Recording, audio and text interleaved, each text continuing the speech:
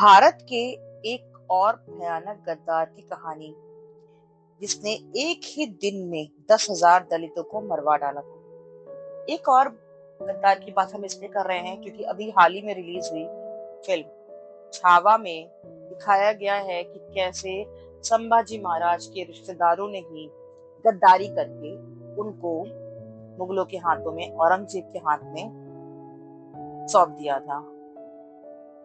औरंगजेब ने बहुत कोशिश की उन्हें पकड़ने की, लेकिन वो अपने मंसूबे में कामयाब तब हुआ जब उनके अपनों ने ही उनको गद्दारी से गद्दारी की। ऐसे कई सारे गद्दार इतिहास में भरे पड़े हैं, चाहे वो अंग्रेजों के साथ मिल गए हों, चाहे वो मुगलों के साथ मिले हों। लेकिन आज हम जिस गद्दार के बारे में बात करने जा रहे हैं, इनके बारे में बहुत कम बात हुई है, शायद लोगों को पता भी नहीं होगा इनके बारे में।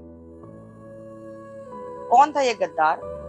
क्या इसने पाकिस्तान को बनाने में एक अहम रोल निभाया था? आज हम इस अपने वीडियो में इसी के बारे में बात करेंगे।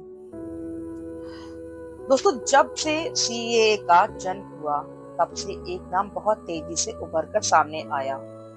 सीएए जरूरी क्यों है, इसके लिए भाजपा के कई नेताओं ने जोगेंद्र नाथ मंडल का उदाहरण दिया। जब सदन में प्रधानमंत्री नरेंद्र मोदी ने भी जोगेंद्र नाथ मंडल का नाम लिया, भले ही दूसरे परिप्रेक्ष्य में लिया हो, तो लगा कि अब इस शख्स के बारे में थोड़ा पढ़ना चाहिए और कि ये महान आत्मा है कौन। जोगेंद्र नाथ मंडल का जन्म 1904 में बंगाल में बरिशल जिले के महिषकड़ी में एक दलित परिवार में हुआ था।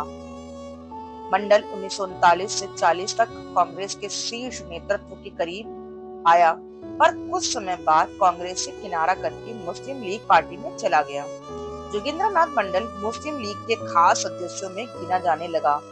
कारण ये था, मंडल अखंड भारत का बहुत बड़ा दलित नेता था, इतना बड़ा कि डॉक्टर अंबेडकर जी ने से भी बड़ा। कहा यह भी जाता है कि इसके साक्ष्य भी मौजूद हैं कि डॉक्टर अंबेडकर को मंडल ने ही लॉन्च किया था। आपको ये जानकर हैरानी होगी कि पाकिस्तान का निर्माण दलित प्लस मुस्लिम के गठजोड़ के कारण हुआ था। आज जो लोग दलितों के स्वघोषित नेता जय भीम का नारा दे रहे हैं, उनको एक बार मंडल को पढ़ना चाहिए। जय भीम का पहला प्रयोग मंडल ने ही किया था और वह मंडल दलितों का बहुत बड़ा नेता था। आज के नेता तो कुछ भी नहीं है उसके सामने। ये समझ लीजिए कि दलितों में मंडल की तूती बोलती थी। इसीलिए तो जिन्ना ने मंडल को हाथों हाथ लिया, क्योंकि जिन्ना को पता था कि बिना दलितों के समर्थन के पाकिस्तान का निर्माण नहीं हो सकता था। जोगेंद्र नाथ मंडल जिन्ना के साथ मिलकर पाकिस्तान के निर्माण की बात करने लगा और दलितों से ये कहने लगा कि दलित और मुस्लिम के लिए एक अलग देश होगा, जहां हम लोगों का अच्छे से ख्याल किया जाएगा। अपना एक नया देश पाकिस्तान बनने के बाद हम सभी दलित भाई भारत छोड़कर पाकिस्तान चलेंगे और बड़े आराम से वहां रहेंगे। जोगेंद्र नाथ मंडल ने अपनी ताकत से असम को खंडित कर दिया। बात 1947 की है। 3 जून 1947 की घोषणा के बाद असम के आयसल हेड को जनमत संग्रह से तय करना था कि वह पाकिस्तान का हिस्सा बनेगा या हिंदुस्तान का। उस इलाके में हिंदू मुस्लिम की संख्या बराबर थी। हिंदू निर्णायक होता। जनमत संग्रह में वह हिस्सा हिंदुस्तान के पास ही रहता, पर जिन्ना की कुटिल चाल काम कर गई। जिन्ना ने मंडल को आसाम भेजा और कहा, सारे दलितों का वोट पाकिस्तान के पक्ष में डलवाओ। ऐसा ही हुआ। मंडल ने एक इशारे पर दलितों ने पाकिस्तान के पक्ष में वोट दिया, क्योंकि वहां दलित हिंदू की ही बहुआयत में थे और इस प्रकार से असम का वह हिस्सा पाकिस्तान का हो गया, जो कि बाद में आज के टाइम में बांग्लादेश में है। बड़े ही उत्साह के साथ मंडल ने जिन्ना के साथ मिलकर पाकिस्तान का निर्माण किया तथा लाखों दलितों के साथ भारत को अलविदा कहकर पाकिस्तान चला गया। जोगेंद्र नाथ मंडल का अब मुस्लिमों का कथित सहानुभूति का भ्रम टूट चुका था। मंडल को अपने गलती का एहसास तब बुरी तरह से हो गया जब पाकिस्तान में सिर्फ एक दिन में 20 फरवरी 1950 को 10,000 से ऊपर दलित मारे गए और ये बात खुद जोगेंद्र नाथ मंडल ने अपने इस्तीफे में कही। जिन्ना के मौत के बाद एक लंबा चौड़ा इस्तीफा लिखा। मंडल ने उसमें दलितों पर हो रहे भयंकर अत्याचार का जिक्र किया और पाकिस्तान सरकार आंखें बंद करके सब देखती रही। अंततः जोगेंद्रनाथ मंडल 1950 में उसी भारत में आकर शरण लिया जिसे कभी जय भीम जय मीम के लिए तोड़ दिया था। लाखों दलितों को मौत के मुंह में छोड़कर जोगेंद्रनाथ मंडल एक शरणार्थी बनकर भारत आया और गुमनामी में रहने लगा। शायद अपने किए हुए कामों पर शर्मिंदा था। वहीं दलित हिंदू धीरे धीरे शरणार्थी बनकर भारत आने लगे।